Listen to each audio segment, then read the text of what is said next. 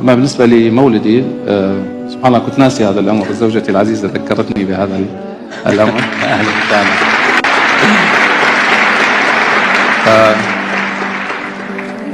الله عز وجل يقول ثم جئت على قدر يا موسى. فتوافق الأقدار أحيانا يؤنس الإنسان. فصادف سبحان الله أنا ولدت في المملكة العربية السعودية في الرياض الحبيبة، حيث أنا اليوم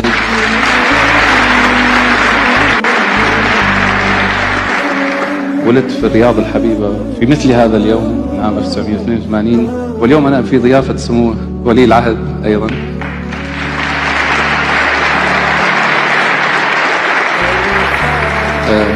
فلعل هذه الأقدار ليست صدفة وإنما مشيئة من الله عز وجل أن نتوافق. يعني كان المؤتمر ممكن يكون قبل يومين ثم أجل كذا مرة، فحتى صادف بمثل هذا اليوم، فلعله فعل حسن.